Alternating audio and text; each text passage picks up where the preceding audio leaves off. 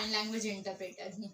किसी ने सही कहा है कि हमारे दिमाग में दो घोड़े होते हैं, एक पॉजिटिव एक नेगेटिव। आप जिसको ज़्यादा चारा खिलाएंगे वही काम करेगा। आज की स्टोरी शुरू करने से पहले आप लोगों को साइड में मेरी इंस्टाग्राम प्रोफाइल दिख रही होगी, आप लोग इस पर डायरेक्ट जाकर मुझे फॉलो कर सकते हैं। आप लोगों को जो भी कुछ पूछना हो आप यहाँ पे मुझसे डायरेक्ट पूछ सकते हैं, मेरे वीडियो से रिलेटेड। जिस तरह के मैं वीडियो बनाती हूँ यहाँ पे साइन लैंग्वेज से रिलेटेड, जॉब से रिलेटेड, जो भी कुछ आपको पूछना है आप इस यहाँ पे जाकर मेरे से डायरेक्ट पूछ सकते हैं, नहीं तो आप कमेंट भी कर सकते हैं। ठीक है, तो चलिए आज की वीडियो को शुरू करते हैं। दोस्तों, आज की जो स्टोरी है वो एक लड़के की है। वो लड़का अपने घर के बाहर बैठ के छाती पीट पीट के रो रहा होता है कि मेरा भाग्य खराब हो गया। अपने भाग्य को दोष दे रहा होता है कि मेरा तो भाग्य ही खराब है, मेरे पिताजी ने इतना कुछ धन मेरे लिए रखा लेकिन वो मैंने खर्च कर दिया। अपने भाग्य को दोष दे रहा होता है, बहुत छाती पीट पीट के रो रहा होता है। तभी एक बुजुर्ग आदमी वहां से जाता है और बोलता है तुम इतना छाती पीट पीट के क्यों रो रहे हो, क्या हो गया? तो वो बोलता है कि मेरा भाग्य मेरा साथ नहीं दे रहा, मेरा भाग्य मेरे साथ है ही नहीं, मेरी किस्मत ही बिल्कुल बेकार है। बहुत ज्यादा रो रहा होता है। उसके बाद वो बोलता है कि इसमें कोई बड़ी बात नहीं है, तुम्हारा भाग्य तो वापस भी आ सकता है। तो वो लड़का कहता है तुम पागल हो गए हो, कैसी बात करो, भाग्य वापस आ सकता है, ऐसा थोड़ी ना होता है। वो आदमी कहता है तुम यहाँ से निकलो। तो वो कहता है ठीक है। वो बुजुर्ग आदमी वहां से चला जाता है। उसके बाद वो अपने घर वापस जाता है, जाके सो जाता है। वो सपना देखता है कि एक ऊंची सी पहाड़ पर एक हट्टा कट्टा नौजवान एक आदमी खड़ा है और वो और कोई नहीं उसका भाग्य ही होता है। और वो उसका भाग्य उसके सपने में उसकी छाती पर आ जाता है और वो उसको खुद ही पीट रहा होता है उसकी छाती को। ये देखते ही वो एकदम चौंक के उठ जाता है और कहता है ये क्या, ये तो मेरा भाग्य ही था। हाथ के रेडी होकर वो निकल जाता है अपने भाग्य की तलाश में। वो जंगल के रास्ते जाता है। वो देखता है सबसे पहले उसको एक शेर सा दिखता है। वो शेर देखकर एकदम से डर के पीछे भागता है। तो शेर उसको आवाज मारता है भाई डरने की कोई बात नहीं है, तुम डरो मत मुझसे, मैं बहुत बुजुर्ग हो चुका हूँ, मैं तुम्हें नहीं खा पाऊंगा। और तुम इतने जंगल में कहाँ जा रहे हो? तो वो बोलता है मैं अपने भाग्य को वापस लेने जा रहा हूँ, वो ऊंची चोटी पे रहता है, मैंने देखा है सपने में।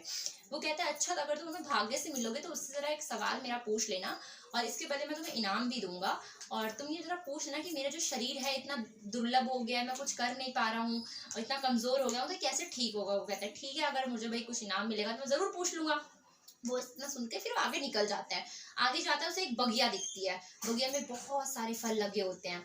उसके बाद वो इसमें से तोड़कर एक फल खा लेता है। फल खाते ही वो थूक देता है उसको। तो बगिया का मालिक दूर खड़े होकर देख रहा होता है, बोलता है कि अरे हाँ बेटा, जो भी कोई आता है ऐसे ही करता है, फल खाता है थूक देता है। इसमें इतने सारे फल लगे हैं हरे भरे, लेकिन ये सारे फल बेकार है, सारे फल कड़वे हैं। लेकिन एक बात बताओ, तुम इतने जंगल में कहाँ जा रहे हो? कहता है मैं जा रहा हूँ अपने भाग्य को वापस लेने। वो कहता है भाग्य को वापस लेने? कह रहे हैं हाँ, मेरी किस्मत बहुत खराब है, मेरा भाग्य ही साथ नहीं दे रहा, मेरे पास कुछ पैसा रुपया कुछ नहीं है।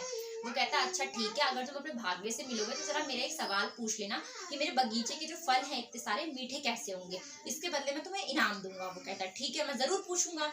उसके बाद वो आगे चला जाता है। उसको एक महल दिखता है। महल में एक राजकुमारी बाहर बैठ के बहुत रो रही होती है। वो पूछता है तुम बाहर बैठ के क्यों रो रही हो? कहता है कि मेरी किस्मत बहुत बेकार है, मेरे पास इतना बड़ा महल है और मैं अकेली हूँ यहाँ पर, मैं बहुत दुखी हूँ। वो कहता है अच्छा ठीक है। तो वो इतना क्या के बाद जा रहा होता है आगे। तो वो राजकुमारी पूछते तुम जंगल की तरफ कहाँ जा रहे हो? वो कहता है मैं अपने भाग्य को वापस लेने जा रहा हूँ। तो राजकुमारी कहती है अच्छा, तो अगर तुम भाग्य से ना एक सवाल पूछना अपने कि मैं इतनी दुखी क्यों हूँ, और अगर इसका जवाब मिल जाए ना तो इसके बदले में तुम्हें इनाम दूंगी। वो खुश हो जाता है कि अरे वाह, सब लोग इनाम दे रहे हैं, ठीक है मुझे क्या दिक्कत है, पूछ लूंगा।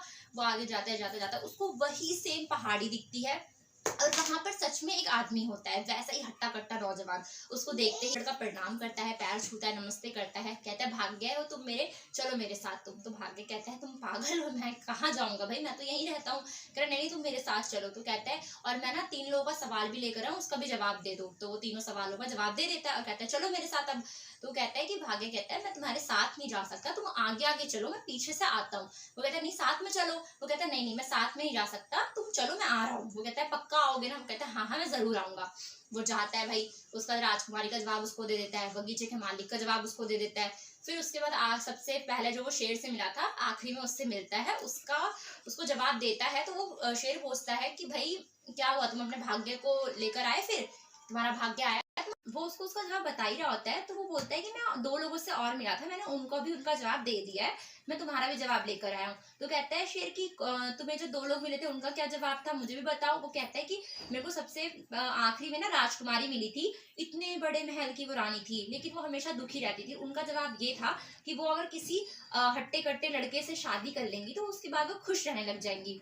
तो फिर शेर बोलता है फिर क्या हुआ? कह रहा कुछ नहीं, उन्होंने मुझे बोला कि तुम मुझसे शादी कर लो, मेरे पास इतना बड़ा महल है, तुम उसके राजकुमार बन जाओगे। कह रहा फिर तुमने करी क्या? कह रहा नहीं, मैं क्यों करूंगा, मेरा तो भाग्य मेरे पीछे आ रहा है, मुझे क्या जरूरत है महल का राजकुमार बनने की, मैंने साफ मना कर दिया। शेर कहता है अच्छा। फिर कहता है और दूसरा कौन था? कह रहा दूसरा एक बगीचे का मालिक था। उसका सवाल का जवाब ये था कि उसके बगीचे के फल जो थे वो बहुत कड़वे थे, तो मीठे कैसे होंगे? तो जो नदी में पानी आता था उस नदी के नीचे सोना था, तो सोने की वजह से वो पानी उसका खराब हो जा रहा था।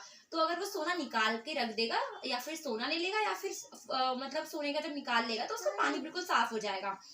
तो वो कहता है फिर क्या हुआ? कह रहा कुछ नहीं, उसने मुझे इनाम में कहा कि तुम थोड़ी देर रुक जाओ, मैं तुम्हें सोना निकाल के दे देता हूँ। कह रहा फिर तुम लेकर आए क्या सोना? कह रहा नहीं नहीं, मुझे सोने चांदी की क्या जरूरत है, जब मेरा भाग गई मेरे पीछे आ रहा है तो मैंने साफ मना कर। तो शेर मनी मन मुस्कुराता है, कहता है अच्छा मेरे सवाल का जवाब? कह रहा तुम्हारे सवाल का जवाब ये है कि तुम दुनिया के सबसे मूर्ख इंसान का सर खा लोगे, तो उसके बाद तुम बिल्कुल हट्टे कट्टे हो जाओगे। इतना सुनते ही झट से शेर ने उस पर झपट्टा मारा और उसका सर खा गया और कहा सबसे मूर्ख इंसान तुम ही हो। मतलब तुम्हारा भाग्य तुम्हारे साथ ही तो था, तुम एक महल के राजकुमार बन सकते थे, तुम्हें इतना सारा सोना चांदी मिल रहा था, लेकिन तुम मूर्ख हो। तुम अपने भाग्य के इंतजार में थे कि तुम्हारा भाग्य तुम्हारे पीछे पीछे आ रहा है, लेकिन वो तुम्हारे साथ ही तो था, तुम्हें सिर्फ उसको समझने की जरूरत थी।